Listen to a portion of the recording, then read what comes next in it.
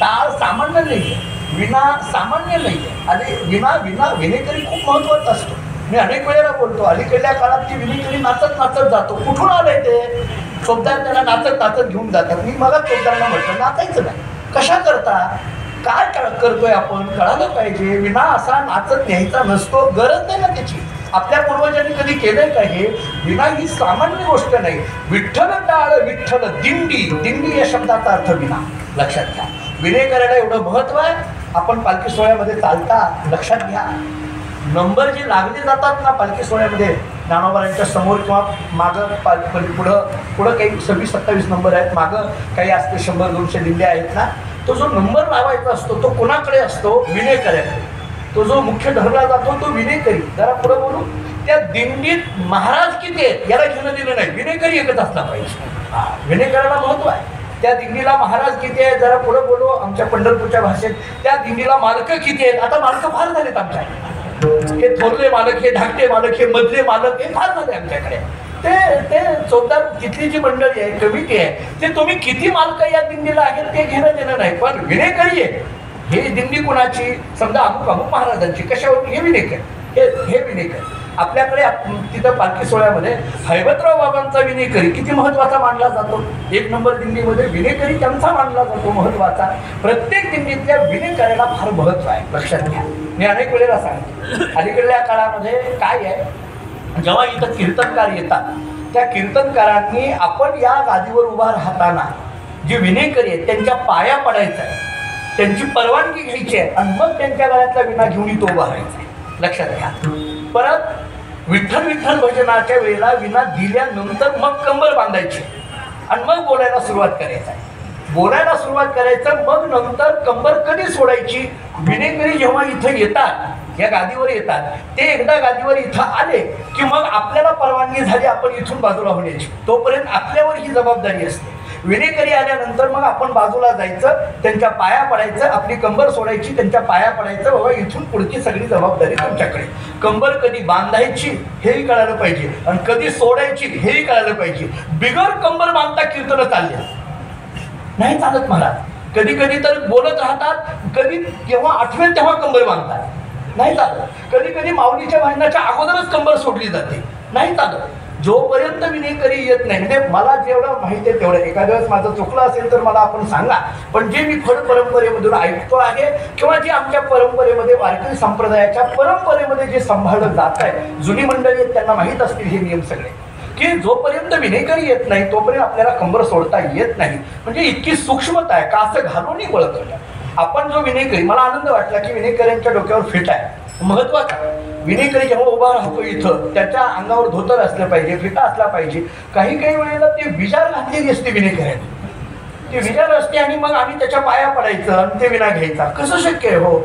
वारकरी संप्रदायाच्या मध्ये जसं आपल्याकडे या माळेला महत्व आहे तसं आपल्या आहार विहारालाही महत्व आहे, लक्षात घ्या. आपण काय, मी अरे पाटील इथं आहे, अध्यक्ष इथं आहे, त्यांना सगळ्यांना माहिती आहे. मी अख्ख्या महाराष्ट्रामध्ये सांगतोय, तुम्हाला माहीत असेल नसेल, की आमच्या प्रितेशला माहिती आहे, माझी कीर्तन युट्यूबला ऐका. मी महाराष्ट्रामध्ये सांगतोय की टाळकरी तर धोतर आणि टोपीमध्ये आहेतच आहेत, पण श्रोत्यांना सुद्धा डोक्यावर टोपी आहे असा एकच भाग आहे, तो पनवेल भाग आहे. हे मी महाराष्ट्रात सांगतो. ठेवला जातो त्याला गादी असते, लक्षात घ्या. टाळ जो ठेवायचा आहे की नाही त्याला गादी असते. तर मला कळत नाही, महाराजाला गादी टाकतात पण टाळाला नाही, असं कसं काय? एखाद्या वेळेस आम्हाला नसली चालेल पण टाळाला पाहिजे, कारण टाळ हा विठ्ठल आहे. टाळ ही आपली साधना आहे, की आपलं ते दैवत आहे, त्यामुळे टाळ असा खाली टाकता येत नाही. म्हणून आमच्याकडे एक महाराज होते फडावर, 2 दिवशी, ते इतकं गोड बोलायचे. ते म्हणायचे टाळ वाजवणं म्हणजे काय?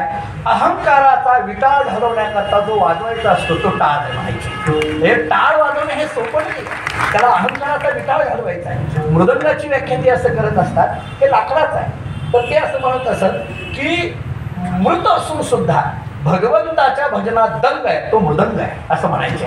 की खरं तर ते लाकूड आहे, पण तरी सुद्धा ते विठ्ठल विठ्ठल म्हणतंय, तरी सुद्धा ते ज्ञानोबा तुकाराम म्हणतंय.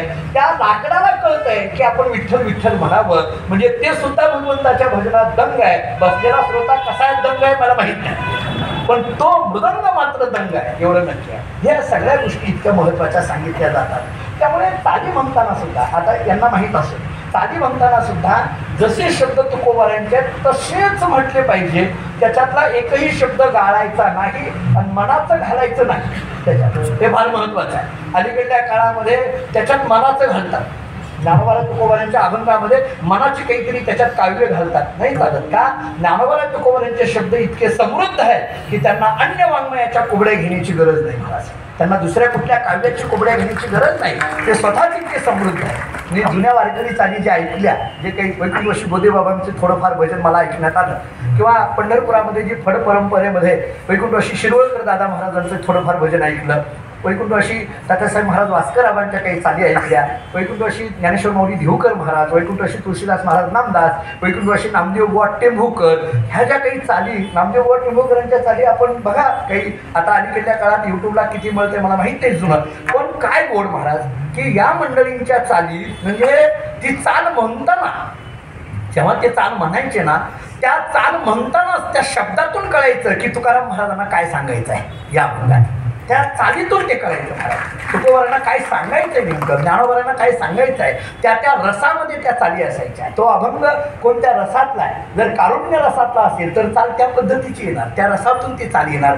ज्या पद्धतीने त्या अभंगात रस, कारण नवरसा भरवी सागरू ना, अभंग असेल वाङ्मय असेल हे नवरसाने भरलेलं आहे, तर त्या रसाला त्या अभंगाला उपयुक्त अशा पद्धतीची पहिली चाल झाली तर त्याला जोड चाल कशी म्हणायची याचं सुद्धा एक शास्त्र सांगितलं जातं. ते कुठेही शिकवलं जात नसलं तरी ते आपल्या आचरणातून आणि म्हणून ते शास्त्र माणसाला अवगत होत असतं. म्हणून एखाद्या वेळेस आता एक वाक्य सांगतो, काही वाटून घेऊ नका, पण वैकुंठवासी भोसरीकर माऊली एक वाक्य सांगायचे. आता भोसरीकर माऊली माहिती आहेत का?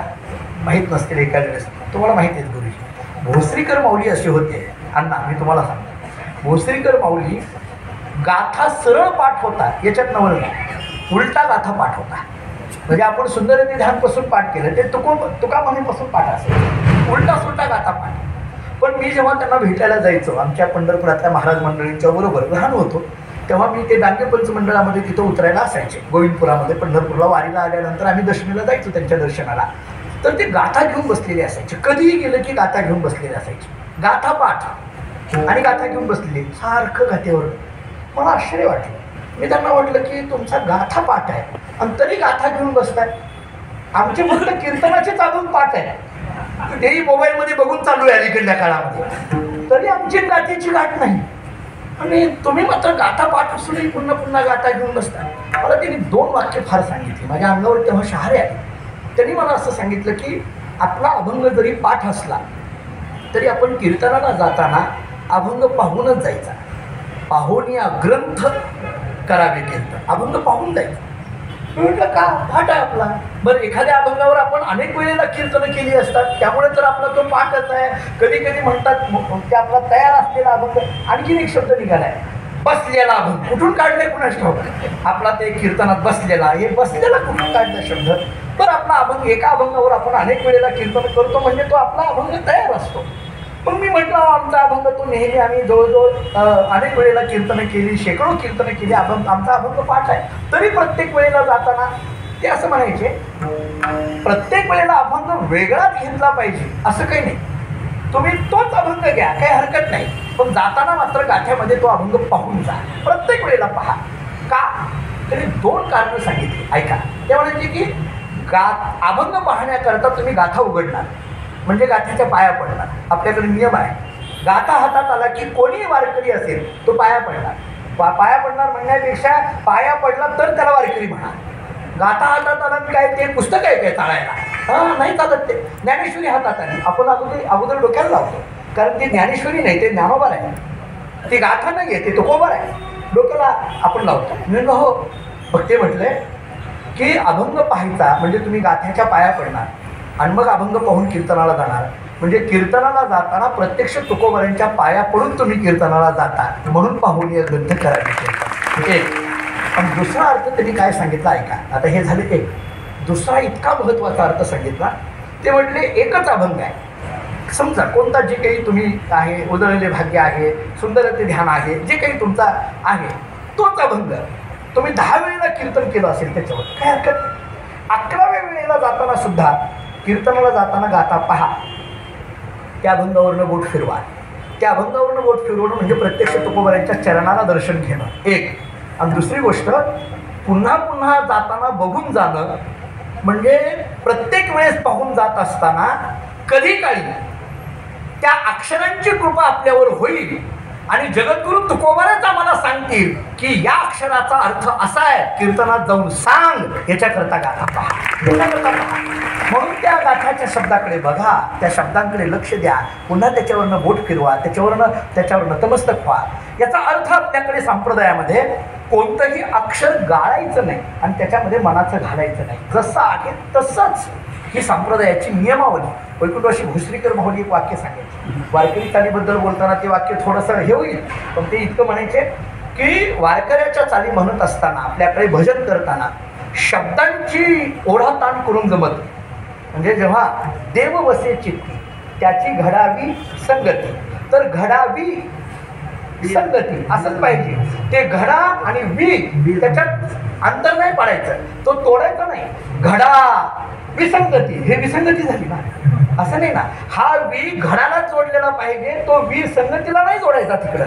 म्हणजे तुम्ही शब्दांची तोड करायची नाही, तुम्ही शब्दांची चिरफाड करायची नाही. वारकरी चालीमध्ये इतकी सूक्ष्मता. त्याच्यात एक सांगितलं होतं त्यांनी की पहिली वेलांटी असेल तर स्वर ऱ्हस्वच आला पाहिजे आणि दुसरी वेलांटी असेल तर स्वर दीर्घच आला पाहिजे. इतकी सूक्ष्मता सांगितली आणि मग ते एक वाक्य सांगायचे बरं का. आता ते थोडं हे होईल, ते असं म्हणायचे एखाद्या वेळेस वेदातले मंत्र म्हणणं सोपं आहे, पण वारकऱ्याचा चाली म्हणणं कठीण आहे. विठ्ठल विठ्ठल.